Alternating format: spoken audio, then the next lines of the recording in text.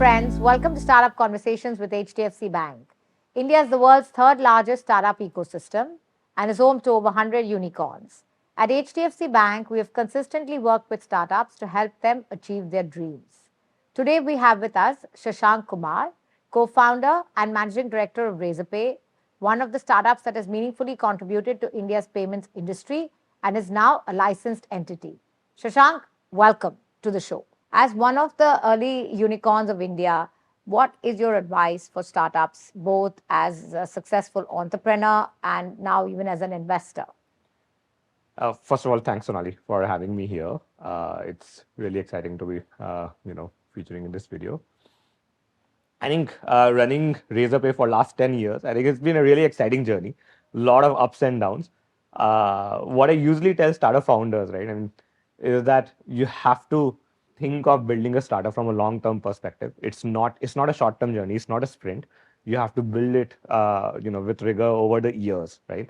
And few things that are really important is that you have to always keep the customers in focus. What really matters is that you're focusing on customers. You're building something that customers love, right? And that you are building it with positive unit economics, something that makes sense at the end of the day in the P&L. You're not just raising money and putting it on fire, right? So that's what at the end of the day builds a business, right? And you have to do things which are sorted from a long-term perspective. So you're not looking to take advantage of a regulatory arbitrage or do things just as a marketing stunt, right? That may be fine at a smaller scale, but those things don't scale. So your fundamentals, your P&L, your focus on customers, these are the things that at the end of the day really matter, and that's what you should be focusing on.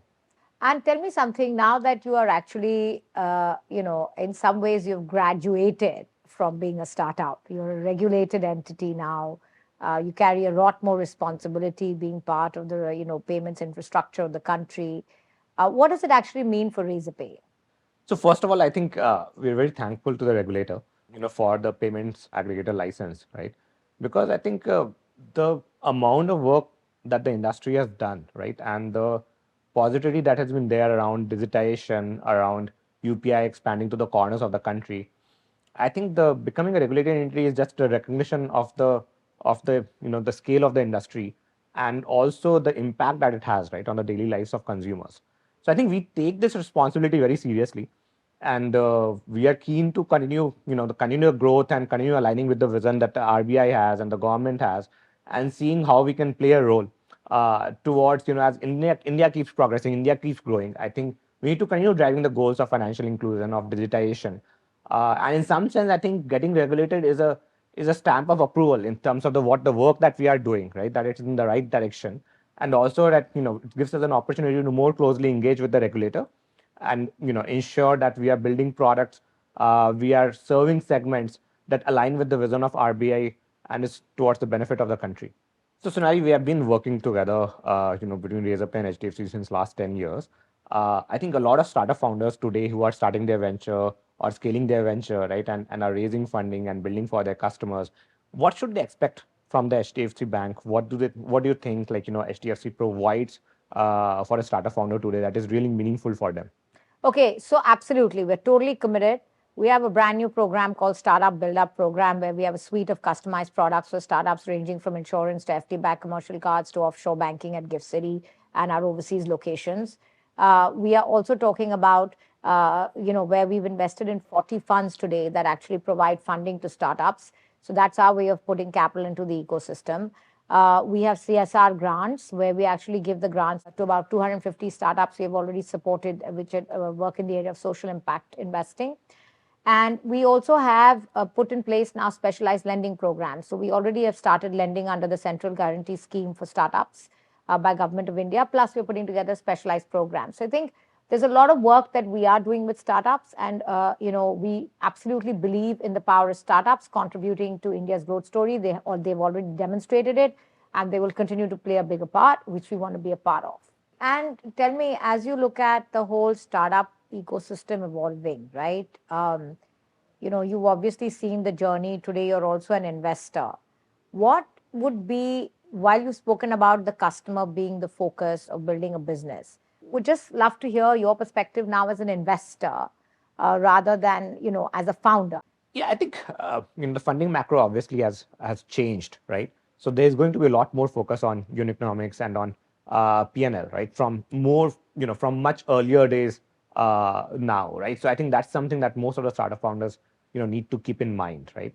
I think the second thing is that, more in the fintech industry, I think working with partners is very, very crucial, right?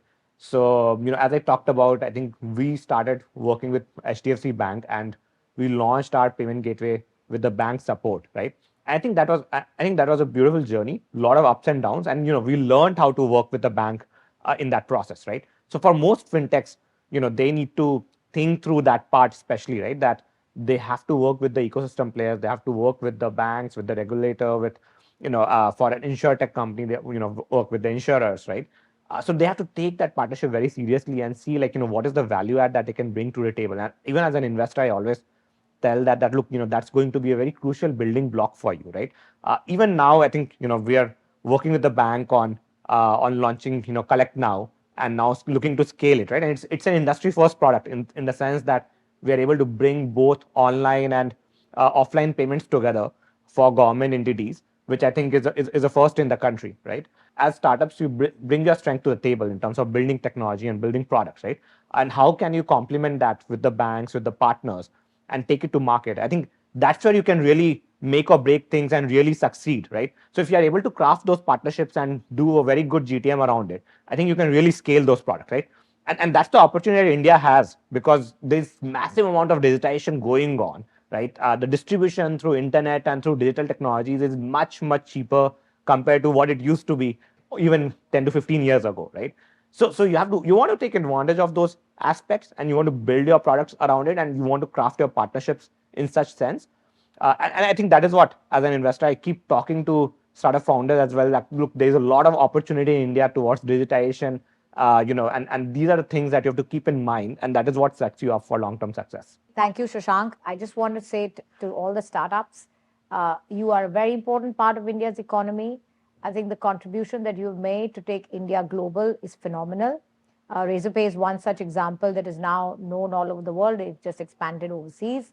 We're very proud and very grateful for having a large number of startups bank with us. We have a large number of unicorns who are our customers. I want to assure you of the best of services that we will always provide to you as a bank, because you will be a part of the future growth story of India. Thank you very much.